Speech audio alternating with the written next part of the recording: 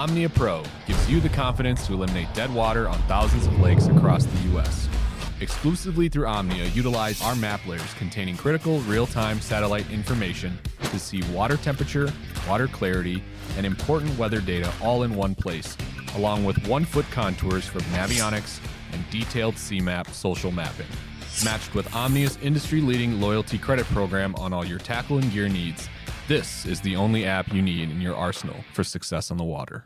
Good morning and welcome back to another exciting edition of Guide Day, a new BTL feature presented by Omnia Pro that we kicked off in 2024. If you've been keeping up with Guide Day, we've done California, New York, Florida, Lake of the Ozarks, the TVA. We've done pretty much all of them with a handful of different guides from around the country. And kind of the point of Guide Day is to get to know the personalities behind guys who make their living on the water, putting people on fish for a number of different things, whether it's educational, whether it's just a numbers trip, whether it's giant trips. When I think of a lake and guides and history on it, there's a handful of lakes that come to mind. But the one that tops them all, and it's a relatively new lake, is Lake Fork. Big bass. There's an 18-pounder that came out of there. It's 130 pounds caught by Trey McKinney earlier this year. You have 1,000-boat tournaments, the slot limit, and it's also an intimidating lake. I've been down there once by myself, and I put my boat in, and I was like, okay, I know they're in here somewhere, but I'm kind of scared to go anywhere. And then you also hear the stories of how many guys like Rojas started that, James Niggemeyer, guys who have moved to that central Texas to start guiding on Lake Fork. And through the Bassmaster Open EQs, I've become acquainted with, we're not really good friends. It seems like we're always kind of like in the same flights or launching our boats together or passing each other in the weigh-in line, is a young dude who, if the career in guiding doesn't work out, he could be the brawny paper towels guy, like no problem.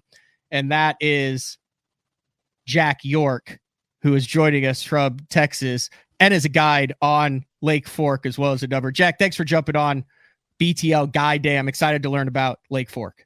For sure, man. I appreciate you having me on. Is that a fair assessment, like kind of the fame, the history behind it on Lake Fork? When you think about a lake with a lot of pressure and a lot of guides where you have to dot your I's and cross your T's to have success on that lake, making a living, putting other people on fish, it's Lake Fork.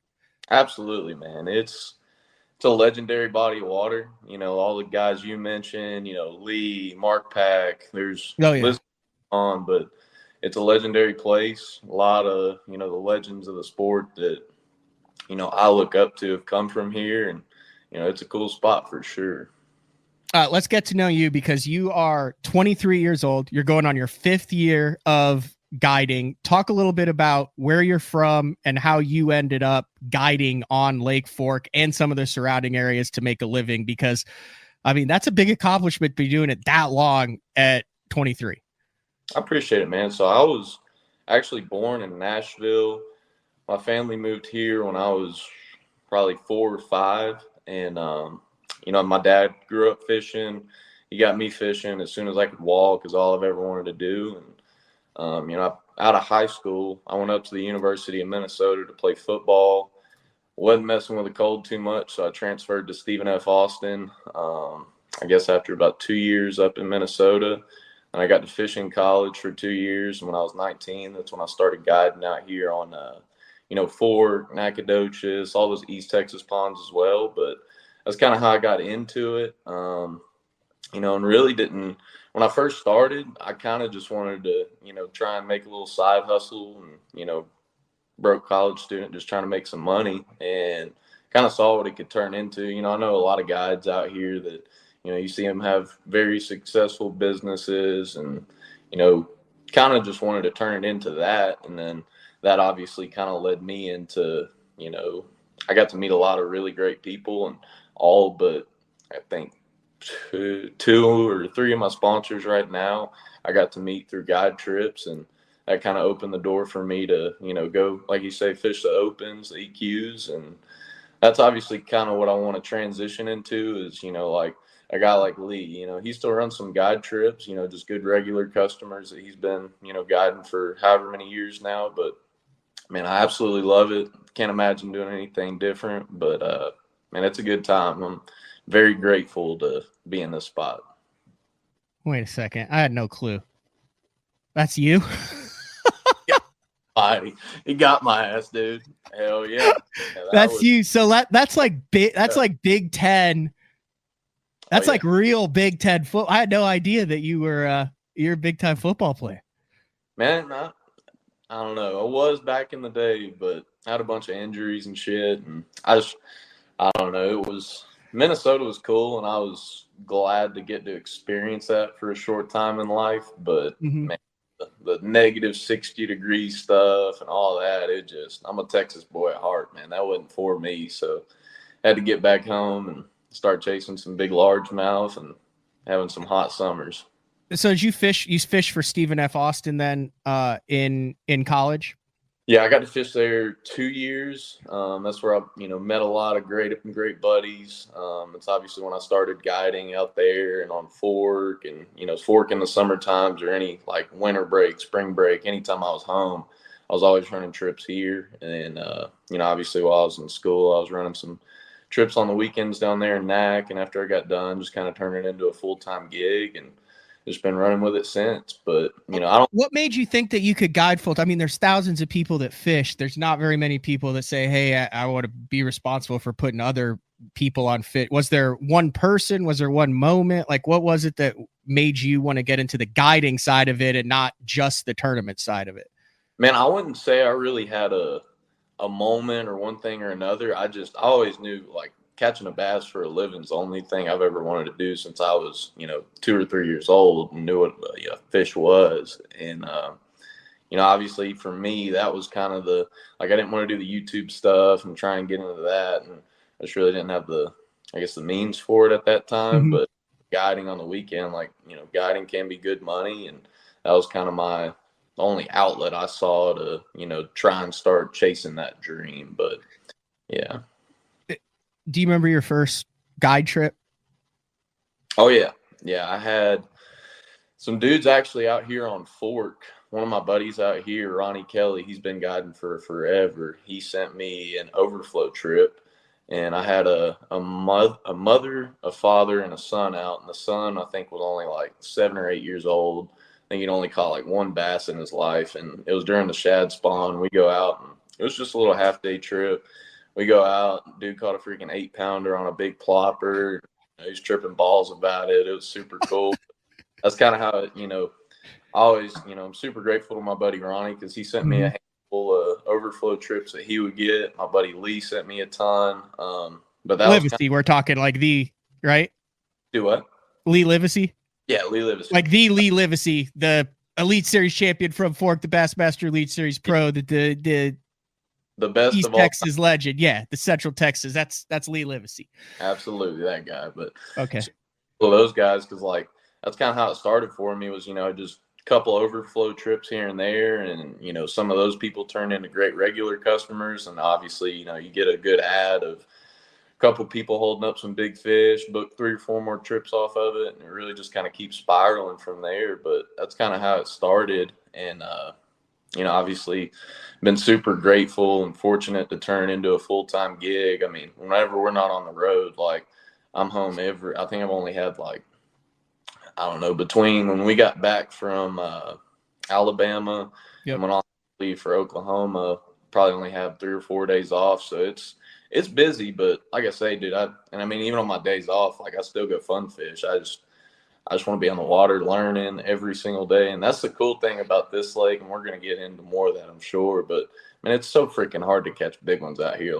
We have more per acre than just about anywhere, but they're the smartest critters you'll ever chase, dude. They are very well educated. But I just want to be out here learning and getting better, So part of the reason why they're probably educated is not only because it's a destination, but I'm on a website. I don't know how I'm on the Oak Ridge Marina website. And it's just when I Googled Lake Fork guides, it said, well, here's the list of guides. I have to do 5 scrolls with my mouse to get to the bottom of it. And you're with the Y, you're the last one listed on here. But I mean, there's probably 100 guys that are listed on here. I'm looking at names like James Call, like I'm seeing names I recognize. This is what interests me. So like, how does that dynamic work with so many guides on a small body of water? I've heard that it's like the most cutthroat competitive lake guide wise. There's cliques, there's arch rivals, there's nemesis. Like you could do a full documentary just on the dynamics of guiding on lake. Is that overblown or is that accurate? 1,000%, dude. You're under. So how do you break into that? Like, do you have to like know someone who vouches for you, or how does that whole dynamic work with so many guides on one body of water? Man, it's definitely like, I don't know. There, like you say, there's cliques. There's so much just stupid drama out here. Like grown ass dudes that just act like middle school girls. It really blows my mind, honestly, sometimes. But I don't know. I try to just keep to myself. Like I literally talk to Lee and 2 or 3 other guys out here that I'm buddies with. But other than that, man, I just stay in my own lane. Let all the Lake Fork drama kind of take care of itself. But you see it on Facebook, Instagram, like there's always some little stupid beef going on between this guide or that guide group and this guide group. And like, is it usually over spots or is it over pricing or over everything? Anything and above. Didn't like how a guy launched his boat. Didn't like how where this guy was running. This guy saw me there last Saturday. That guy pulled into my freaking spot at the marina for lunch, so screw him. You name it, we got it out here on Lake Fork, dude. We need a freaking Netflix documentary for real. It's mind-blowing at times, but that's why I say, like, when I first started getting into the guiding deal, especially out here, it really just kind of, like, bothered me, man. Like, I'm just trying to be out here and make a living catching a bass and putting people on fish. Like, while all these grown dudes got, one thing or another to say about this and that. And, man, the more you tune it out, and it's honestly, to me, it's kind of funny at this point, like, I'm not going to bring any names up or anything like that, but stuff that, goes on literally a weekly basis year round out here. It's funny, dude. But no, you really did undershoot it on that, man. It's kind of crazy how much of that stuff goes on out here every year. All right, let's get on the water then. And let's talk about what a guide trip on Lake Fork is like. It typically, the way that I've done this in the past that I like it is we'll kind of break it down into seasons. You can give a little bit, just a little bit, kind of break it down into that spring, summer, fall, and winter, and what kind of each pattern is like there. And then after that, we can kind of dive into specialty trips and kind of what you can expect based on what your goal is for it. So seasonally, 27,000 acre fishery, East Texas, fair assessment, kind of north central, northeast Texas. Right. Just for those who don't know, kind of break down what the fishery is like, and then a little bit about each seasonal pattern when it comes to catching bass on Lake Fork. Right. So, to start with the spring, obviously Lake Fork is known for its timber. It's got a lot of really good offshore stuff, a lot of really good shallow stuff, a lot of grass, and pretty much however you want to fish, like we got it out here to catch them out of it. In the spring, I do a lot of sight fishing. You can catch a lot of big ones, not a lot of good numbers days doing that, but if you want to park on an 8 or 9, 10, 11 pounder, you can do that. And a lot of people do want to come out here during the spring just to sight fish. You can catch them good frogging really from the spring all the way through the end of the summer, especially right now. We've had, last year the lake was really low, had a lot of stuff grow up. A lot of just really good bank environment right now that, we're catching the shit out of them, frog and swim jig and stuff. Yeah, it's been really, really cool to get to fish it shallow this year. But, the shad spawn, the gizzard deal is usually a little earlier. You can catch them on those big swim baits you see everybody throwing, glides, hangovers, stuff like that. It's really fun. That's usually not a great numbers deal, especially now that the cat's been out of the bag on that swimmer deal for a minute now, and everybody freaking does it. You'll drive past every windblown clay point, and it's hard to get on one these days. But that was really good. Going into the summertime, do a lot of offshore stuff. That's your hunt. jam, right? Like, and I follow you on Instagram. You're always catching them on big metal, on deep diving plugs, on big, Right. on hair. Like, I feel like if you were to pick one, like the offshore deep bite for big summertime on fork is like what you love to do. 100%. I like scanning, figuring out, out here, that's definitely my deal though. Like I enjoy that more than anything else. I wouldn't say I'm better at it than like going and scoping them in the pre-spawn or, catch them off a shell bed in the spring, one thing or another. But that's definitely what I enjoy the most. And I think it's usually better for customers that, when they come out here, sometimes I'll have 2 or 3 people plus myself on the boat. It's kind of hard. Like you get 2 or 3 people in the spring when you're sight fishing, like you got 2 dudes or 1 dude just kind of sitting there twiddling their thumbs and stuff. And, it kind of gets a little boring for some people, but in the summertime, like tonight I'm getting started here in a couple hours. We're going to pull up on a school. I have 3 dudes in the boat. They can all bomb, all have an equal opportunity of catching a freaking Lake Fork 10-pounder. But I definitely enjoy that the most just because it's a little more conducive to guiding more than 1 or 2 people at a time, I would say. But really enjoy the shit out of that, man. That's my deal. So they know, like, they're dialed in. You've talked to them. You say, hey, I got some stuff dialed in. We're going to get up here. I'm going to get you on the spot. Yeah. We've got an angle cast and someone's going to load up on a biggin and probably one of the first 10 casts here. And if they're there, it's lights out.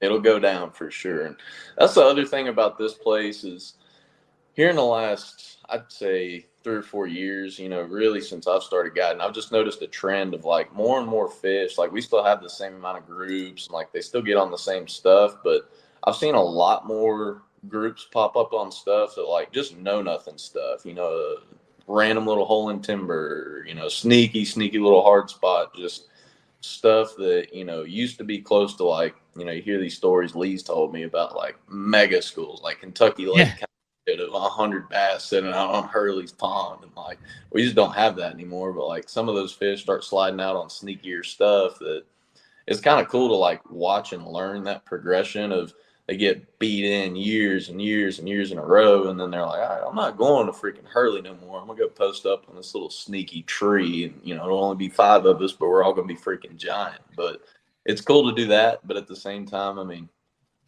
it definitely kind of teaches you a lot about just really pressured fish and, kind of what they do whenever they do start getting beat up and stuff like that. But, it's a really cool time in the summertime. I absolutely love it.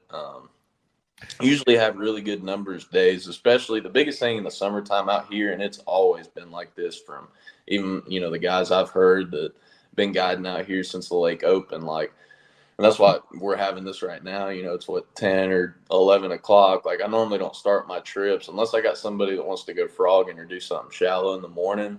If I got a guy that guys that just want to do offshore stuff, we don't start until about, noon to 2 o'clock, because from about 3 until the sun goes down, that's just when these fish eat. And like they'll be on everything all day. But I mean, yesterday I had a half day in the morning, and then went out in the evening. And yesterday morning, I think we only had 3 fish by noon. They were all big. We didn't have a fish under 6 pounds, but only had 3, and they were just freaking. They were there, just wouldn't eat or what you threw at them. Go out in the evening, and we caught like 28, and had a big bag, 30 something, and that's just how this lake fishes. So I always, if anybody's thinking about coming out here, I would definitely recommend being willing to, whoever you go with, kind of listen to your guides, see what they say about, going in the evening time. Because I promise you, that's when these big fish, when they get in these schools and, they get to rolling in the evening time, that's when you can have like a crazy day of, roll up and bust 35 in your first cast or first 5 casts. And the evening deal is definitely kind of the juice for the summertime, rolling into the fall, like late summer to fall. That's when I start doing, even right now, if I have customers that are like comfortable with a flutter spoon, we'll go chase some like individual giants. That's how you can catch fish out here right now, is just fish that aren't quite grouped up yet, but they're still like making their way out kind of stuff. But like you won't see a fish under it's rare that you'll see a fish under 9 or 10 pounds doing that stuff, but it's and that's a scoping deal. Yeah, 100% scoping deal. I've got my little trees just here and there that I know I can always pull up, and there'll be a big one on. that kind of stuff is very date wise though. So like we're in the end of May here. So like the summertime bite starts kind of what, the middle of May through what, September? out here. It'll start, like I've seen it start as early. We had one, I can't remember what year it was, but I saw my first post spawn group pop up the end of February. I want to say it was Oh my gosh. Right? So it's Crazy, freaking nuts.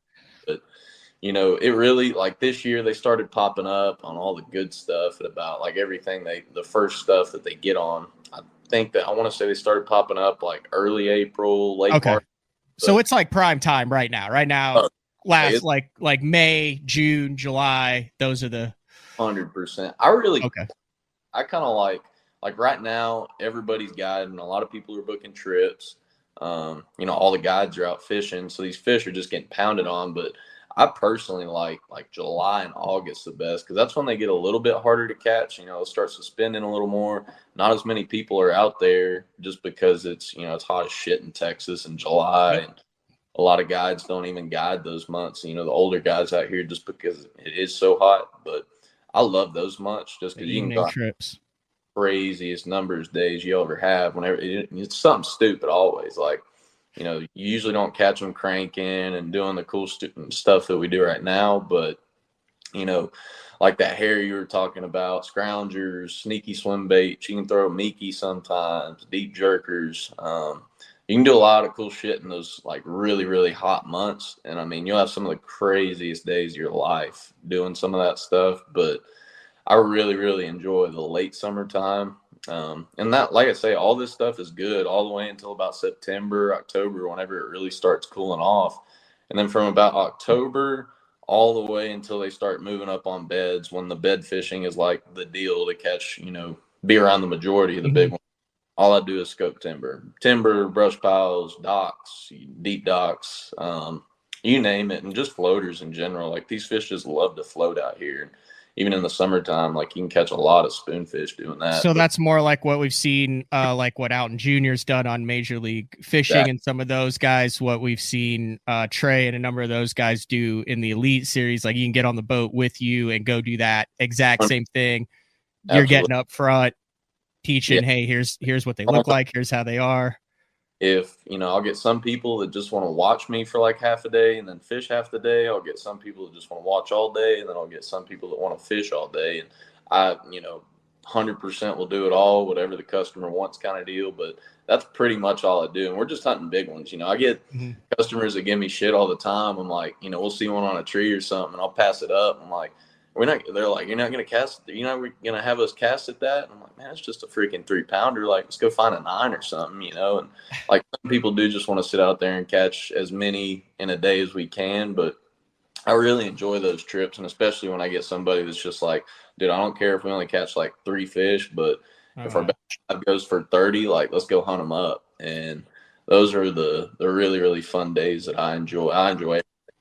So are there tough days where it is a 1 or 2 fish day? Like I know you're talking about this at Fork, but from my experience, what I've talked to people with is like, you have to set realistic expectations. Cause I would imagine for you, it's difficult because everybody who gets in your boat is expecting giants and lots of them, but like, it's a really tricky lake. So what is the percentage of struggle versus slugfest? Like how many days would you book? Would you say to like have a good day?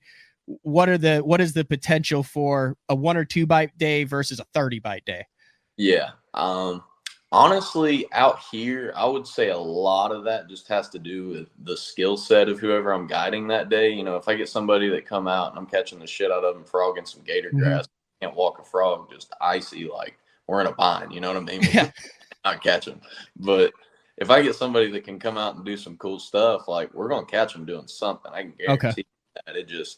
There's always a way. And like, I run around like a crackhead out here. Like I'll burn freaking 40, 50 gallons of gas every single day in the summertime. But like, there's a lot of, older guys and they're successful at what they do, but like they'll literally post up on one deep hole all day and just milk it. We're going to catch 10 fish here at some point. It might not happen until, 8 hours from now, but we'll catch them. But I'll pull up, make 5 casts. If they ain't biting, we're out kind of deal. But So you treat it more like, if you've got guys who are into bass fishing wanting to run, you treat it more like a tournament day or fishing with your buddy for a day, to where you're hunting, changing it up, mixing things, seeing a lot of the lake instead of just hey, Exactly. we're here, let's wait for him to swim through. 100%. And I feel like Lee even gave me that advice one time. And I've heard that from numerous guides out here. Is like, man, guiding on this lake will really hurt you as a tournament angler. But I feel like if you approach it as a tournament angler instead of like, I'm just going to go milk this one spot so I don't have to burn a bunch of gas. And I do charge a little more than most of the guides out here, but that's because I'm burning. I'm going to work twice as hard as some of the guides out here. But at the same time, I think it has helped me a lot just personally. Fishing tournaments is just treating every day like a freaking derb. And, we're going to roll around until we run into them. And there are some days 25% of the time I'll get somebody out here that, they'll show up with a freaking Barbie doll Zebco thinking we're going to catch 10 pounders. And we're like, we might need to go catch a crappie or something. Like, this ain't going to happen, guy. But no, it really is just kind of dictated. And don't get me wrong. I've had plenty of days since I've started guiding that I've had somebody come out that they're legit. They can throw a bait caster, they can work whatever bait we're throwing correctly, and fork just be fork.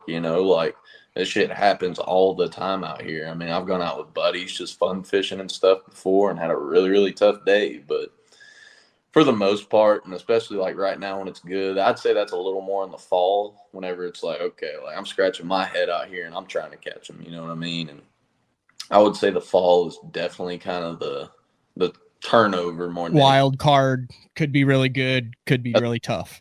You go out and pull up on a little shell bed. But that's anywhere in the country during that time of the year. It's not just Fork. Right. No, you're dead on. What about the topwater deal? I think you got a lot of people that want to go to Fork now because they are benefiting from seeing 8-pound whales come out and just drill Lee Spook. What if I want to get there at topwater fish? What's the best chance that I've got to have that happen? Man, as far as when to come or just when to what time of the year? Do you get guys who are I want to see an 8-pounder eat a spook? Oh yeah, plenty of that. I love really all of April and early May, toward the kind of starts dying off. Honestly, October is kind of the wild card. That's pretty much all I'll do in October is that, kind of do a little spooning here and there. And then once it gets start getting really cold is when I'll start transitioning into the scoping deal with just a jerk bait and all the, kind of more traditional winter scoping stuff. But now as far as the topwater deal, all through the shad spawn, both gizzard and threadfin, it goes down during that stuff, especially when they get boiling and stuff. But October is really, really good because they'll wolf pack a lot that time of year.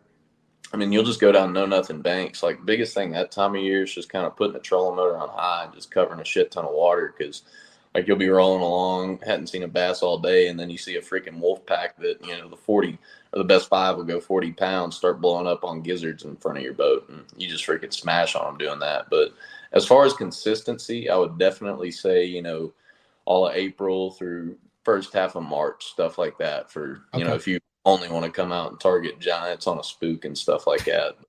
Right now, I mean, we're still catching them, and I think we're going to keep catching them really, really good on a frog. And, you can catch them on a swim jig. I personally like the frog more, but the frogging stuff has just been off the charts this year with all the new habitat that those fish have and that the bait have spawned in. I think it's keeping a lot of fish up there, but yeah, it's a good topwater lake, man. You can catch some friggin'. And that's the cool thing about it is you can go to other lakes and obviously catch topwater fish, but there's not many lakes in the country you can say, oh, I literally have a shot at going and catching a 10, 11, 12 pounder on a freaking Zara spook or a Kermit frog today. It's legit. If I'm planning a trip here, we already talked about how you like the afternoon. You could frog in the mornings. What is your duration for a trip? Let's say I'm coming from out of state. This is a bucket list trip for me, and I want to book with you. What would you recommend? How many days? That type of thing to get the full Fork experience and have the best chance of hitting at least one afternoon that you'll tell your buddies about for the rest of your life. I definitely, when I get out of state, people that call me, I always, I understand if you just want to come for one day, but I definitely recommend coming for 2 or 3 just because you never know. Yesterday we had a pretty bad thunderstorm roll through and it just kind of made it finicky, I think. But, if you get 2 or 3 days out here, like we'll run around eventually and freaking do some crazy stuff. Like they can't hide that long, but I would definitely say, coming for 2 or 3 days, we do 8-hour full days. That's what I do. If the fishing's off the charts, like we're going to stay until they quit biting kind of deal. But, usually around dark is around a little after sunsets when they kind of start chilling out. But right before then, man, it's chaos. But it can be a lot of fun doing that. And, I wouldn't say as far as like numbers, I would definitely go with the summertime. But, kind of transitioning into, the fall and into the winter, that's when we're targeting giants. Like I was saying, we're rolling around just only looking for freaking donks. And that's kind of like the people that hit me up that are like, hey, man, like, I don't care about numbers. I want one big one. I'm like, come in January to March, and we're going to freaking hunt our ass up. But that's kind of and like right now, if I had somebody that hit me up, say, hey, I want, shot at a big one, but I want to go catch a bunch. Like, meet me at the boat ramp in the middle of June to August or something, and we'll go freaking tear them up. And we're obviously going to be around big ones because every group out here, that's the cool thing about this lake is like, no matter what you're doing, other than like maybe fishing freaking, a lot of guys in the tournaments out here, they'll catch those. We got a slot. Yeah. Catch off the bridges with little drop shots. That's kind of like the under juice, if you will, for, I guess the community stuff out here. But which is what, 16 inches? Yes, in between 16 inches and 24, you got to throw back, and you can only keep one over 24 a day. Which surprisingly, I've had people come out here before that are like, we'll catch it over or something. They're like, man, can we keep that and knock the sides off it or something? Like, yeah, no, that's going back. Wrong guy for that, but no, it's a cool. It really does help the lake a lot. I don't think. So you did mention that real quick though. You're cool with a guy coming on who is hiring you to learn, to understand more, whether it's scoping, whether it's fishing offshore. It's not just a numbers and that. You are cool with the guy who fishes tournaments, who is in, who says, Jack, show me how this is done. And you get him up there in the front all day. Like that's part of your jam too. 100%. I do a lot of high school kids, some college kids now. Do a lot of those kind of trips where, whether it's a college kid that just hires me or a high school kid's dad that brings him out, like I really do enjoy the shit out of those trips where I just get to teach and like kind of, pour into those kids. And it's fun. I really enjoy getting to get out there and, like I'll show anybody anything. I might not show you like my sneaky spot, but I'll show you kind of how I find them, how like this time of year, how I graph, and then how I want to set up on fish with different conditions and, different bait rotations, stuff like that. But yeah, whether it's this time of year, spring, no matter when, I really enjoy those kind of trips where it's just more about learning and, obviously we're going to try and catch their ass, but I do enjoy those trips for sure. Equipment wise, can people bring their own? Do you supply it? What do you fish out of? What can guys expect? I supply everything. I've had numerous guys that are like, man, we want to bring our own stuff, just more comfortable with it. Totally get it. Got space for it. I got a Bass Cat Caracal STS, so we got plenty of room. I throw all 6 cents rods. I'm with 6 for everything. So that's, we're throwing a lot of 6 baits. Obviously the rods. That's kind of how I handle it. But like I say, I will have a guy every now and then that, whether they got 28 freaking NRXs with metaniums on them, they're like, yeah, I don't want your stuff. I'm going to bring the gas. And they'll show up with a bunch of rods. But definitely get full of that. How far are you from like Dallas, Metro, that area? Because I know that there's a lot of guys who travel for work. They get an extra day or they want to stay an extra day and be like, dude, I'm going to work, get my business taken care of, but I also want a chance to fish. Is that a reasonable drive to Lake Fork from like the Dallas area? We get a lot of those from the Dallas Fort Worth area. I'm literally like an hour and 5 minutes from there. Okay. So you can be on the lake in an hour and a half from Dallas, take care of your business meetings, change, and be on the water with you in the afternoon. 100%. I get a lot of those guys that, one business deal or another in the city, and they'll freaking haul ass out here either for the next day after they're done, or like you say, a little evening deal, one thing or another. But Yeah, it's super reasonable. All that East Texas stuff, Nacogdoches, Rayburn, Mm-hmm. all the East Texas lakes I got on, that's obviously a little trickier unless like somebody's in Houston. I have had some of that before, but yeah, as far as the Dallas area, Dallas Fort Worth, it's super reasonable, and that I have a bunch of those trips that somebody will fly in for one thing or another, whether it's business, family, just taking care of something here or there. Haul butt out here, and we'll go catch them in the evening or the next day you're free kind of deal. But yeah, it's super reasonable and close. You mentioned the other lakes. Throw a list out of some of the other lakes you guide on. I expect you kind of do the same thing on those, but that's more if someone calls and said, "Hey, it sounds like you're comfortable putting guys on fish on a number of those kind of historic lakes and a number of small ones too that I don't think you even like really are cool with saying the names of." But the right guy calls and asks, like you'll carry him out there. 100%. So I do. Obviously, I'm primarily on Fork.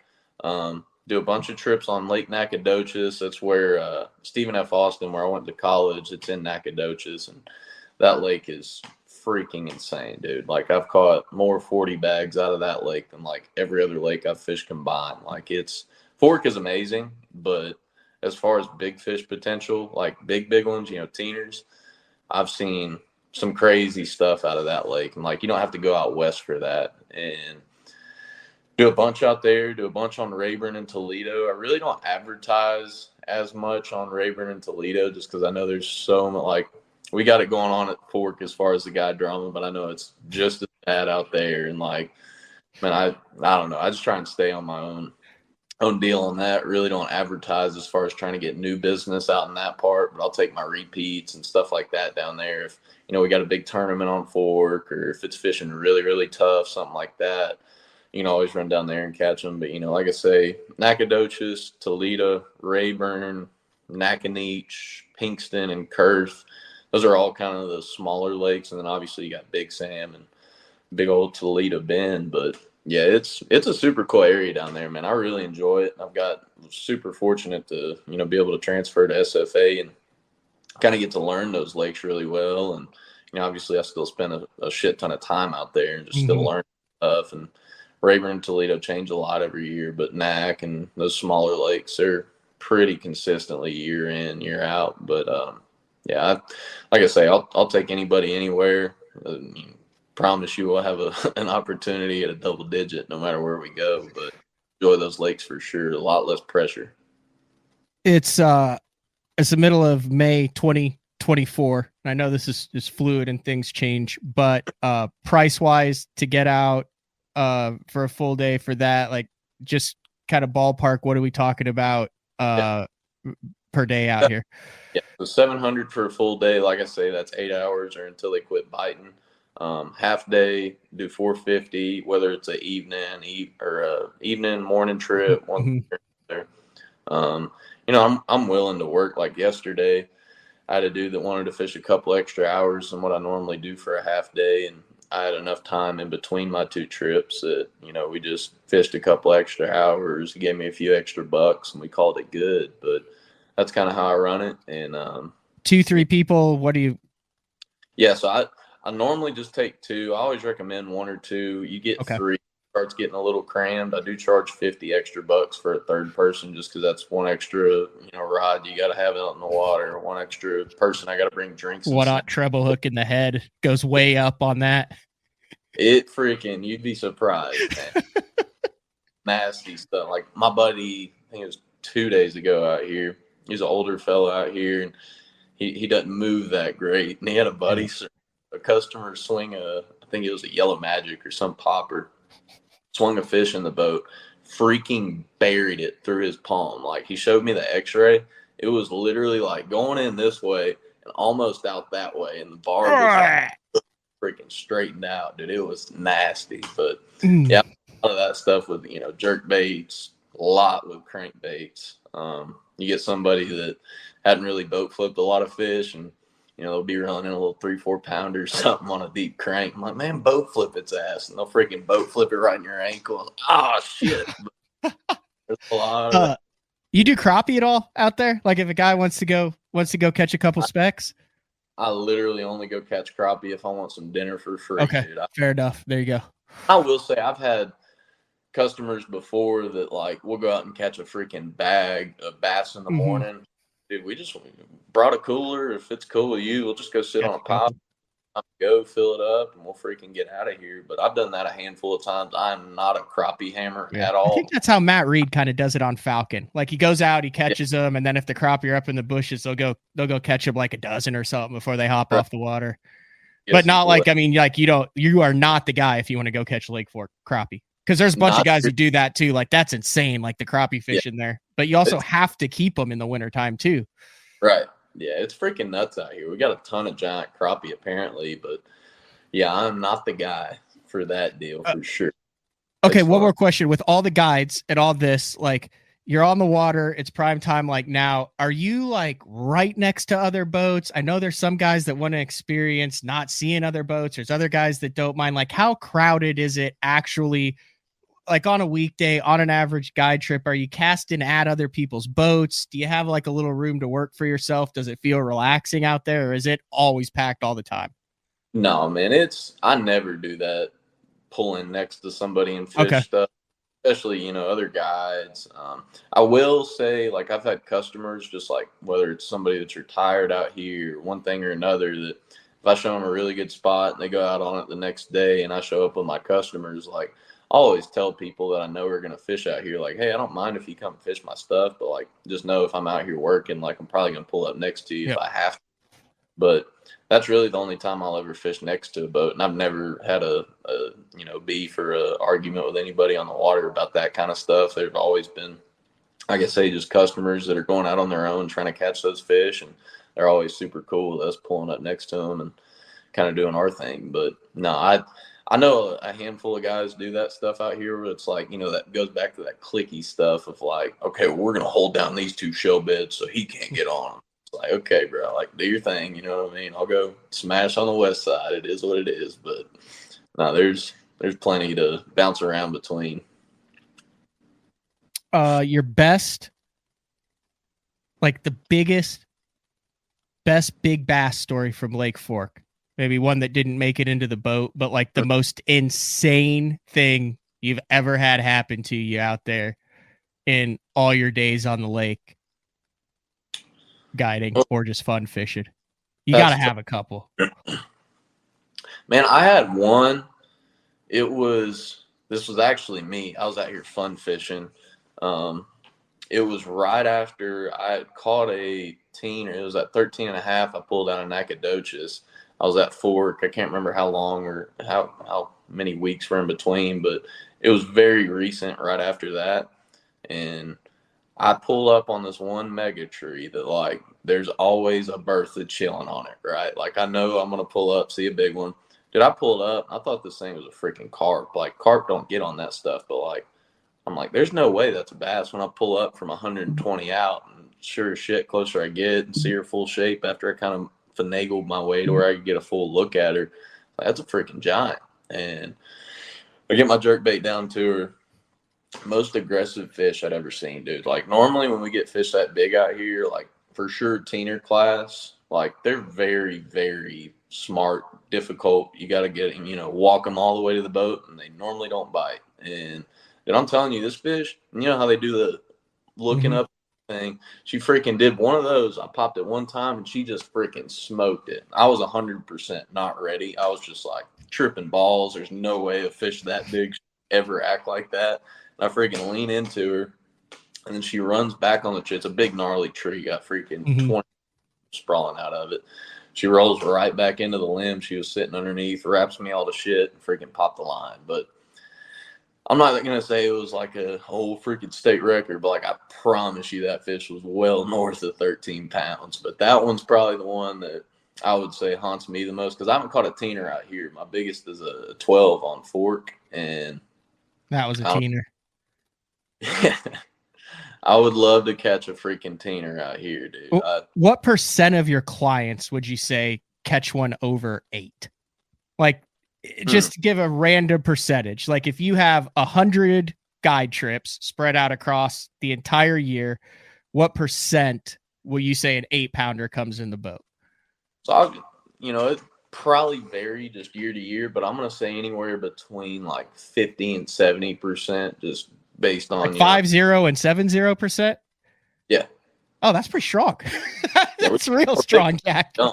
We catch more big ones than we don't, for sure. It's a good time. And like the other thing about out here that kind of goes back to just the whole drama scene is like and different guides do this as well, but I'm kind of like particular about when I'll post stuff. And obviously, I get the sponsor game, like we have to do that stuff, but like I'll see a handful of boats run by me and see my boat sitting on a hole we freaking wrecked them on. Like I don't want to go post a 40 bag that we just caught that day, and may post them down the road, whatever. But there's a lot of that stuff that kind of goes on of, if one thing or another, somebody sees you on a hole, and it's a public lake.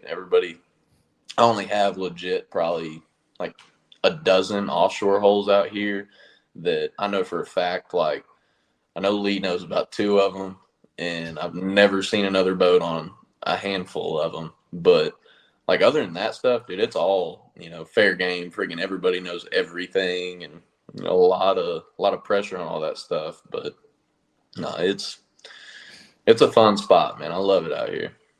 What's your availability look like for the rest of the year if someone wants to get on the books? I am all booked up until we get back from Oklahoma. I've got probably about middle end of June. Yeah, I think I get back the 22nd or something like that. And I want to say I've got 2 or 3 days open at the end of June.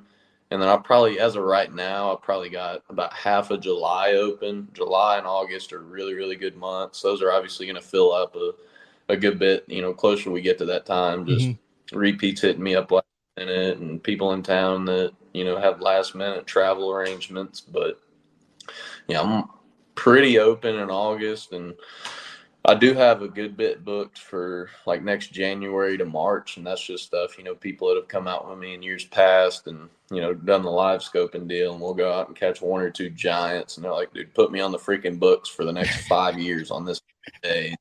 We'll go out and do this stuff next however long. But no, yeah, got plenty of prime summer dates though. For Best way to get a hold of you? Definitely through Instagram, Instagram or Facebook. That's kind of how I book all my trips.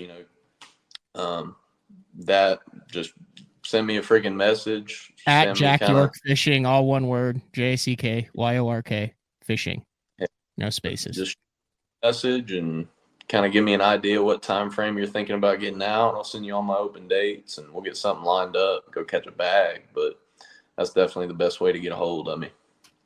Did I miss anything? Anything else you want to get in here that you think is key for those who might be thinking about coming down to Lake Fork?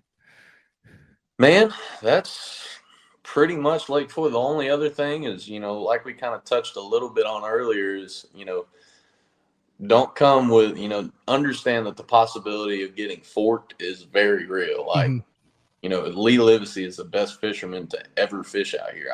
I truly believe that. He goes out the first day of the elite and caught 3 bass. Like, it can happen to anybody, especially somebody that's a novice angler. Like, you can get forked in a heartbeat, I promise you. But, the potential's here to come out like you were saying, a day you're going to talk to your buddies about for the rest of your life. And there's not a lot of lakes like it that, no matter what we do, whether, go frog, go sight fish, go scope them in the winter, we're always going to have a chance at a double digit every time that boat gets wet. And it's a fun spot to come, and, it's challenging at times, but it's also very rewarding at times. And I would definitely, if you've been and didn't have a good time, hit me up. We'll go out and freaking try and train wreck a few, but it's definitely something you need to knock off your bucket list. I would recommend it to anybody. Well said, Jack. I'll see you in Oklahoma, hopefully on Saturday. Hopefully on Saturday in Oklahoma, and not on Thursday or Friday. No doubt. I appreciate you having me on, man. No, thanks, man. That knocked Fork off the bucket list. Like I said, there's a number. There's 100 guides that you could have on. I'm sure we'll revisit. We'll circle back. Like, I had Trevor Lowe on from Mille Lacs. I'm going to have Josh Douglas on later this year. There's a lot of different guides that are very talented on that same fishery that offer different things, different styles, different experiences. And that's kind of how you get to learn about it, is to sit down and chat with them. So part of this whole series was me wanting to get to know guides better. Sometimes you think, man, these guys are like burned out. They just do the same thing. They're in it for the money, but there's so many guys like you that are like young, passionate, hungry about it, and are really all about watching a guy go, holy cow, that's a fish of a lifetime. And that's kind of what I want to highlight. So I really enjoyed that one, Jack. Heck yeah. I appreciate it big time, man. Take care. All right. See ya. All right. That is Jack York, Lake Fork, number of different lakes in Texas. This dude has it going on. I know a lot of guys on tour think very highly of him and his ability. Super chill guy. So, all right. That is, that's what we got for Guide Day on this Friday. I've got a couple really good suggestions, really good comments from people who have hit me up, either Matt at basszone.com with guys that they went out with, guys that they're currently guides who are saying, hey, I'd like to be highlighted. A lot of people have forwarded me stuff like, hey, I had a great experience with this guy. I'm trying to kind of work through that and figure out how and where I want to focus my attention with this guide day. But like I said, if you're a guide who you think would be an awesome guest on this, if you've had an awesome guide experience where you're like, dude, this guy really needs to be highlighted and focus on guide day, go ahead, shoot me a DM, send me a message, send me an email, Matt at basszone.com. But other than that, we'll be back Monday, 8:30 a.m. with a live show. Big shout out to Jack York. He is headed to the lake with a 50 to 70% chance to put his guy on 1 over 8 pounds, which I don't know where else you're going to get that. So, all right, this has been another edition of Guide Day. We'll talk to everybody on Monday. See ya.